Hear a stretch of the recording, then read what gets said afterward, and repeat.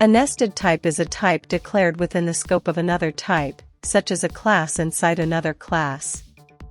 It can be a class, struct, interface, enum, or delegate declared inside another class or struct. Nested types are typically used when the inner type is only relevant to the outer type and should not be used outside of it.